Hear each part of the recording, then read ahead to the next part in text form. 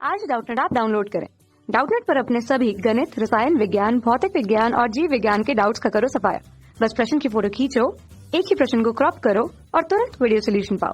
अभी डाउनलोड करें। हेलो दोस्तों, आपका प्रश्न है निम्न अभिक्रियाओं के साम्य स्थिरांकों के मध्य परस्पर संबंध स्थापित कीजिए। पहली अभिक्रिया दे रखी है 2SO2 प्लस O2 2SO3। इस अभिक्रिया के लिए साम्य स्थिरांक Kc1 है। दूसरी अभिक्रिया दे रखी है SO2 प्लस 1/2O2 SO3। इसके लिए साम्य स्थिरांक Kc2 है। तीसरी अभिक्रिया दे रखी है 2SO3 और इससे बन रहा है 2SO2 प्लस O2। इस अभिक्रिया के लिए साम्य स्थिरांक Kc3 है। चौथी अभिक्रिया दे रखी है SO3 plus SO2 plus 1/2O2। इसके लिए Kc4 है साम्य स्थिरांक का मान।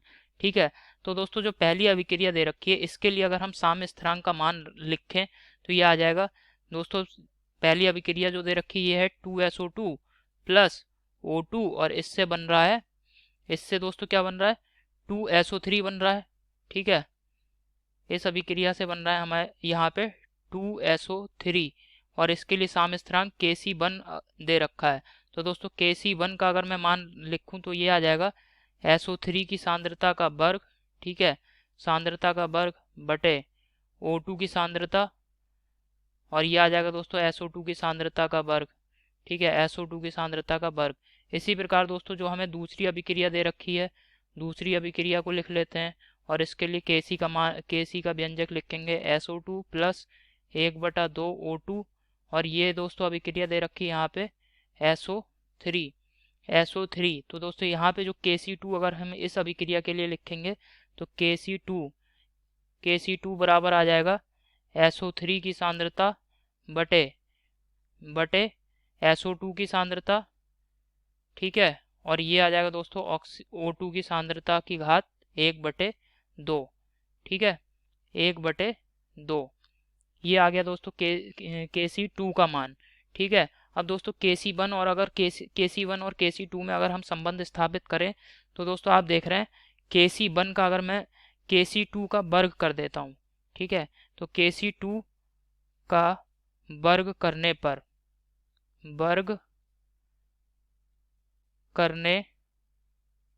पर अगर मैं Kc2 का दोस्तों वर्ग कर देता हूँ तो कि ये क्या आ जाएगा Kc2 स्क्वायर बराबर SO3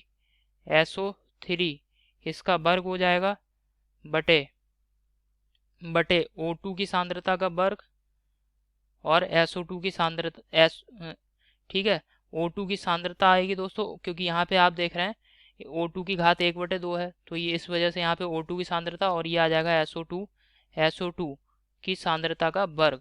ठीक है, तो ये दोस्तों आप देख रहे हैं ये केस के बराबर आ गया Kc1 के। तो यहाँ पे Kc1 और Kc2 में मैंने संबंध स्थापित कर लिया है दोस्तों। Kc1 बराबर आ रहा है Kc2 का वर्ग। तो दोस्तों इसको समीकरण 1 में लिख दे रहा हूँ। अब यहाँ पे तीसरी अभिक्रिया जो दे रखी है उसके लिए दोस्तों साम्य स्थिरांक का व्यंजक लिखते हैं। तो जो तीसरी अभिक्रिया दे रखी है इसको देख लेते हैं क्या दी है। यह है 2SO3 और 2SO2 प्लस O2। ठीक है, यहाँ पे दे रखा है 2SO3 और इससे बन रहा है 2SO2 plus O2 2SO2 plus O2। ठीक है, यही हमें दे रखी है अभिक्रिया और यहाँ पे इसके लिए साम्य स्थिरांक का व्यंजक है Kc3। तो यहाँ पे Kc3 का अगर मैं ज्ञात करूँ मान दोस्तों ये आ जाएगा SO2 की सांद्रता का वर्ग गुणा O2 की सांद्रता बटे SO3 की सांद्रता का वर्ग। ठीक है, SO3 की सांद्रता का वर्ग।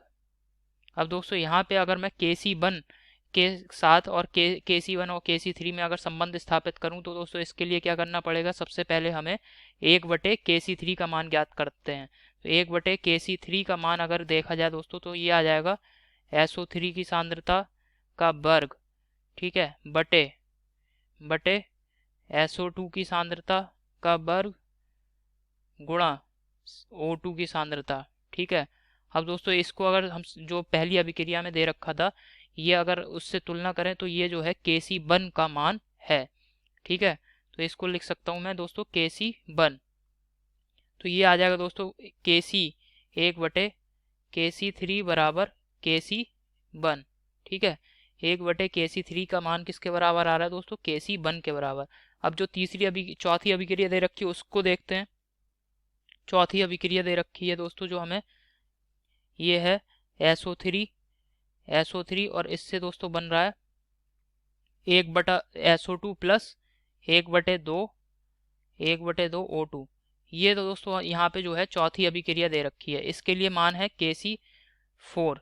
तो Kc4 का अगर हम मान ज्ञात करें तो Kc4 क्या आ जाएगा, यहाँ पे SO2 की सांद्रता और O2 की सांद्रता की घात 1/2, ठीक है, बटे SO3 की सांद्रता।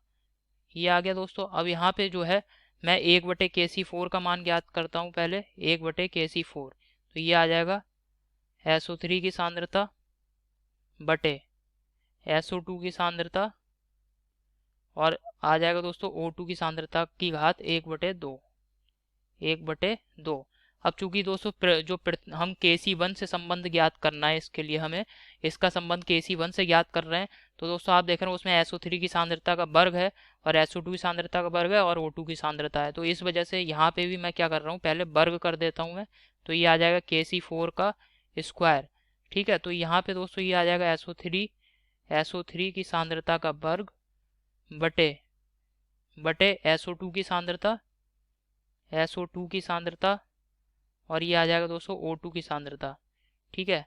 तो ये हो गया Kc1 समीकरण 1 से अगर जो हमें पहली रासायनिक अभिक्रिया दे रखी थी उससे हमने तुलना करी है। तो दोस्तों ये Kc1 बराबर आप देख रहे हैं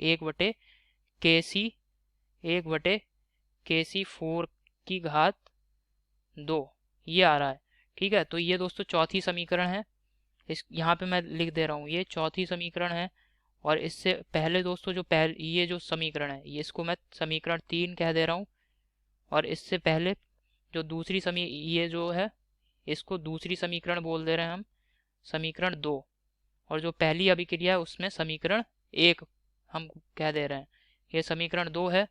और जो पहली अभिक्रिया है इसको मैं समीकरण 1 बोल दे रहा हूँ। तो दोस्तों समीकरण 1, 2 और 3 से अगर हम देखें तो दोस्तों यहाँ पे जो है समीकरणों में क्या संबंध आ रहा है, समीकरण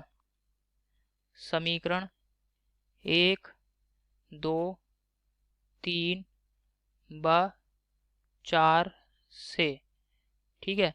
इससे दोस्तों संबंध आ रहा है Kc1 बराबर जो समीकरण 2 है इसमें Kc1 किसके बराबर आ रहा है, Kc1 बराबर Kc2 का वर्ग, ठीक है। Kc2 का वर्ग, Kc1 बराबर आ रहा है दोस्तों Kc2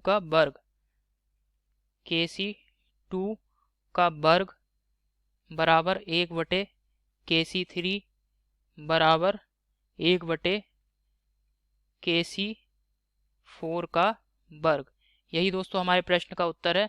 हमने सभी के साम्य स्थिरांकों में जो है संबंध स्थापित करने के लिए हमसे प्रश्न में कह रहा था और ये हमने दोस्तों संबंध स्थापित कर लिया है। आशा करता हूँ आपको प्रश्न समझ में आया होगा दोस्तों। धन्यवाद। कक्षा 6 से 12वीं से लेकर नीट, IIT, JEE वो एडवांस के लेवल तक 1 करोड़ से ज्यादा छात्रों का भरोसा। आज ही डाउनलोड करें डाउटनेट ऐप या व्हाट्सएप करें अपने सारे डाउट्स 8400 400 400 पर।